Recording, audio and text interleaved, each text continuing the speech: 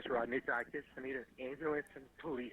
Okay, what's going on? I don't know everything, but my son's wife is dead. Oh my God. Okay. Where is he at? He's in my house. Okay, this is your house. In their house. They have a building on my property. Oh my God, please send somebody. Oh my God, please hurry. When the police arrived on scene, they found the decapitated remains of Angie Diaz lying on the floor of her home. A standard kitchen knife that was believed to be the weapon used was found not too far from the body. Jared was immediately arrested and put into a patrol car while the police interviewed members of his family. All right, so where's the body? So, in there? Yeah, if you step up on the third ladder up there, you can peek your head and you see. Decapitated. Up here? Yeah. That's personal, bro.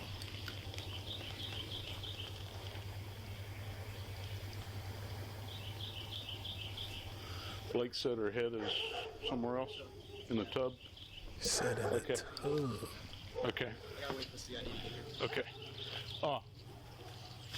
Stay right here, Earl. Nobody goes in there.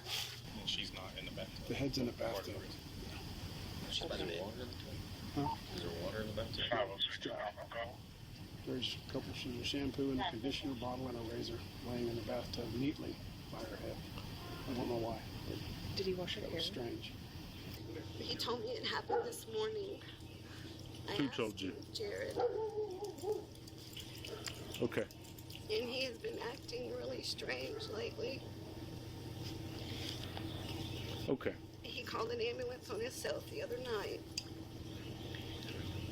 Okay. And said he was on drugs, but I don't believe that he was. I think something's wrong. Okay. Jared. Randy Lewis, remember me? Yes, sir. You okay? Yes, sir. Jared, would you mind giving me the passcode to your phone? Okay, thank you.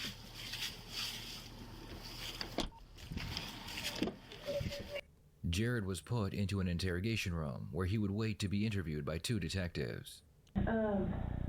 So that is your mom and dad's house where you live, correct? And what's your wife's name? Okay. Do you want to tell me what happened? Something just came in me. I was not doing that. What was it telling you? If something came in there, what was it telling you? What happened? It's a matter of how and what your mindset was, what your thought process was, what caused it. Did she make you mad? What happened? Jared, this is on you to decide how this goes. It's not a question. I've already told you that. It's not a question that you did it in the manner in which you did it, but what matters is the why. Even if you understand the why, bro, that's sick. You cut off that woman's head. You cut off your wife's head. I'll never get and I never understand how you can vow to love a person through life, sickness, and even after in death, bro. And you the one who... He took her head off, bro. He took her head off and put it in the tub. That wasn't a part of the vows and shit. Like, I get it, bro. I get it. We go off the rocker sometimes and we might be mad at each other. We arguing. I get it. I get it. But to take her life, bro, like, it ain't no coming back from that. It ain't no coming back from that. And why you got these brown paper bags on his hand? He trying to go for insanity. He trying to make it seem like he ain't know what he was doing. But we'll see. What happened? You said that you're on drugs. Okay. But that doesn't tell us what happened in that room. Drugs just make you go crazy. It makes you lose sight. It makes you not be able to see straight. All right, so what did it make you do this morning, last night? The detectives do their best to get Jared to tell them what happened, but all he does is whisper that the meth made him do it. Jared tries, claiming insanity, but what he doesn't know is that the police have surveillance footage of Jared driving and going into a store shortly after killing his wife. Because obviously you didn't care. You don't care now. Not enough to say what actually happened. I would think that she would be deserving of that, but if she's not deserving of that, then maybe she was a bad person, just really got under your skin. That was the problem with her, wasn't it? Overwhelming evidence that would convict you at a trial. DNA, I mean, it's not a question that you did it. Right now, and I'm going to be frank, is your one shot to show any kind of remorse and ask for mercy. Ask for a lawyer, bro, before you say anything else, because they already telling you we know that you did it, so that's out the window. You're going to jail, bro. You are going to jail. Now, the best thing you can do, and I'm not a legal advisor, I'm not an attorney, I'm not a professional, this is just my opinion. Allegedly.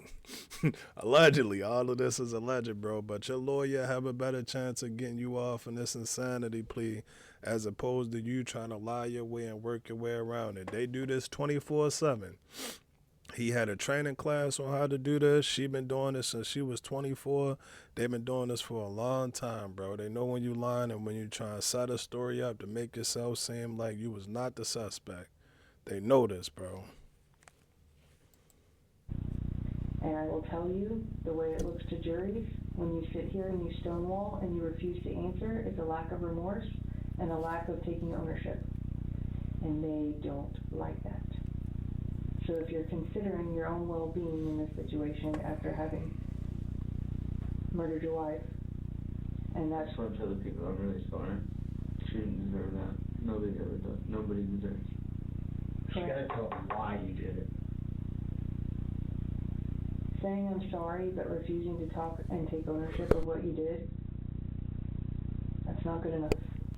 But we're going to ask you one last time what happened. And if you don't want to talk about it, that's fine.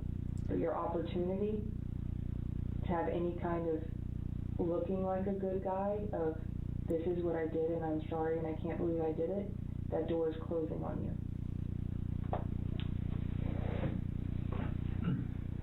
Look, I didn't do it. You can't She laughed at him. Jared struggles to hold back his smile as he tells the detective that he didn't kill his wife. What would you tell her if she was sitting right next to you now? If she's just looking right at you, you're just going to say, I'm sorry? You're not going to give an explanation as to why? You're looking at her in the eye, and you can't tell her why you did this? I'm crazy. I was just up too long. Like, not my free will. Okay, forced to do what? Forced to just walk, forced to go. Okay, what did it force you to do to her? What did it force you to do to your wife? It forced me. To what? To kill her. Why? What did it tell you to do to her? Did it tell you how to kill her? So how did you kill her? Tell us how you killed her. I don't know because it wasn't Jared. It wasn't Jared. Okay, so it wasn't Jared. It's somebody that was, you think, that caused you to do it. What did it cause you to do to her? You said it caused you to kill her, but tell us how it caused you to kill her. What did you do to her? I'm asking you. Cut her head off. That's what it made me do. It made you cut her head off. And what did you use to do that with? Where did you get the knife from? It was put it in my hand by her. By her? Mm-hmm. Was the knife something that was already in your house? Yes. Okay. So tell me what happened then during that time. Was she up when you got home? She didn't do anything to cause it. Is that what you're saying? Tell me. I don't know. I'm asking the questions here, trying to figure it out. Damn. Did she say anything to you? Was she pleading? Did she tell you don't do this? Stop. What did she say? She said stop. Finish it up. You told me to rape her. Whoa. You told me to rape her.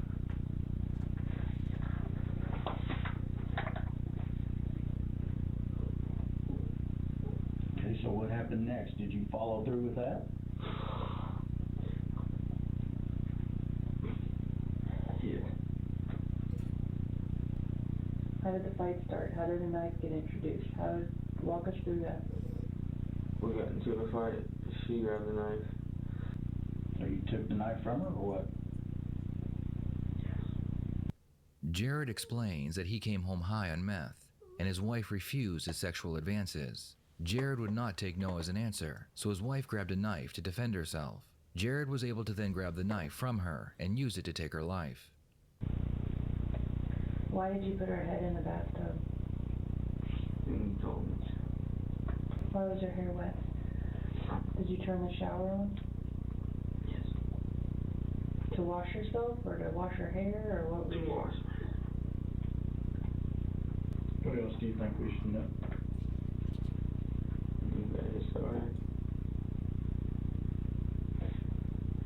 And We still have to do a couple things, okay? But you're gonna be under arrest for murder. Jared would be charged with murder, and he would be sent to the local jail while he awaited trial. The police would continue investigating the crime scene, which was so horrifying, even the sheriff was having a difficult time describing it as he spoke during a press conference. Yesterday, approximately 4:18 p.m., we received a call through dispatch. There's a possible deceased person, 21-year-old female, inside a residence located behind 206 Oak Hollow. Upon arrival, our detectives observed a deceased Hispanic female with a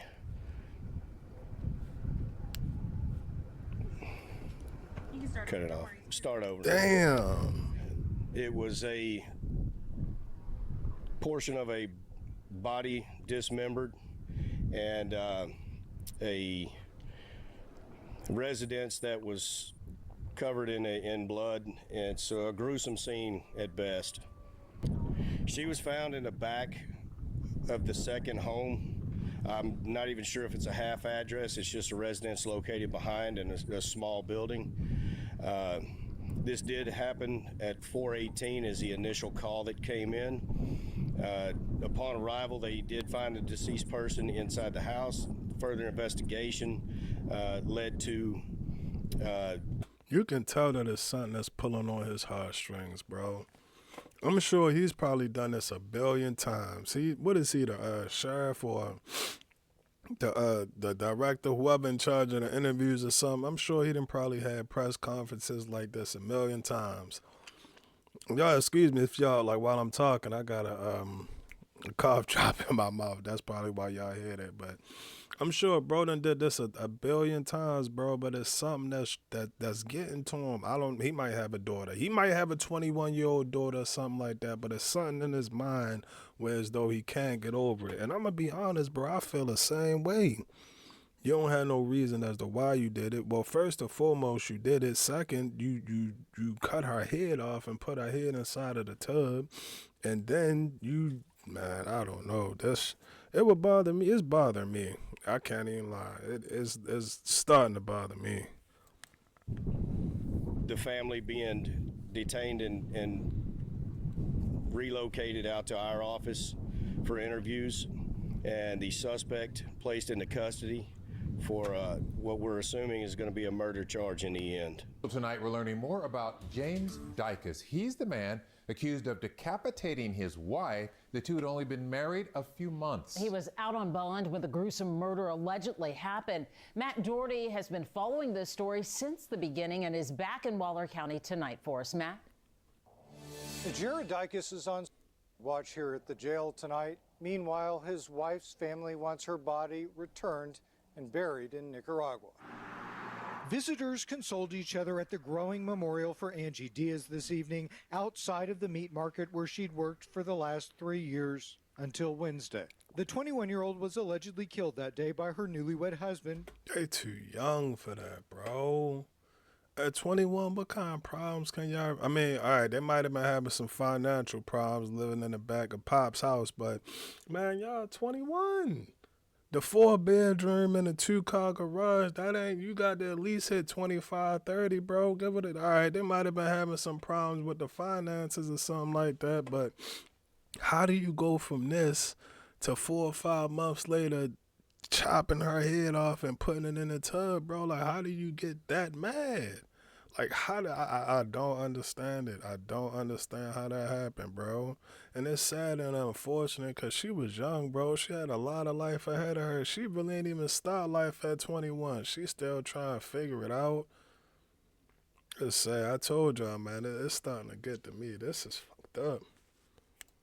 Jared Dykes, who the Waller County Sheriff says decapitated his wife with a kitchen knife at the couple's home. Me siento profundamente dolida, pero Diaz's mother says she's extremely hurt after learning the horrific details of her daughter's death. The Waller County Sheriff says the time of Diaz's death is still under investigation. Yesterday, KHOU 11 obtained surveillance video of the suspect stealing a beer from the meat market where his wife worked on the day of her murder. The sheriff says it isn't clear if Dykes went to the business before or after his wife was killed. It turns out that the surveillance footage of Jared stealing a beer from the store his wife had worked at was recorded after Jared had killed Angie. Whoa. This showed the police that Jared was coherent enough to drive a vehicle and walk in and out of a store. This, along with a large amount of evidence, was sent to the prosecution, and a date was set for trial. 2 months. They gonna cook his ass. They gonna cook his ass. The thing about trying to lie, bro, trying to lie and being a liar, you tell one lie, you gotta tell another lie to cover that one up. Then you gotta tell another lie to cover that one up. And throughout the process of you telling all of them lies, you're gonna be leaving a lot of truth.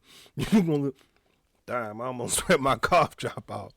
You're gonna leave a lot of truth behind, bro. It's gonna be a lot of truth. So yeah, you might say, oh, after she passed away, I went out and I went to work or whatever, bro. But it's cameras everywhere. It's 2025, bro. It's cameras everywhere. So you going to leave some truth and some type of video evidence behind. This was just senseless. You can't even make sense out of it. To be truthfully honest with you, you can. Months ago, Dykes was arrested and charged with driving while intoxicated in Montgomery County. According to court documents, a Magnolia police officer was dispatched to a Whataburger at about 2 o'clock in the morning for a disturbance. The employees of the Whataburger called 911 after they say Dykes became aggressive. Employees told police Dykes was in the drive-thru and wanted to use Apple Pay for his food order. The officer writes that Dykes argued with the employees about the payment, then tried to go inside the restaurant. The officer writes, quote, he was so belligerent that they locked him out. According to the officer, there was a bottle of Bud Light in the console of Dykes' car that was 3/4 full Cold to and the still touch. cold. The officer writes that Dykes admitted to taking painkillers but could not give the name. After that, he was taken into custody and later released on a $1,000 bond. Despite how the couple interacted on social media and in front of their family, behind closed doors it became clear their relationship was full of turmoil and violence. Police responded to their property more than once for reports of domestic violence. 2 months before Jared would slay his wife, he was arrested on a DUI charge and he threatened staff while he was in jail. Just days before he was arrested for murder, Jared called 911 on himself. Waller County 911. Yes, this is Jared Dykes. Yes. Waller County, go ahead. I did a little bit of drugs and I need help. I'm at 660 Call Boulevard. Okay, and what's the problem? I just don't feel well.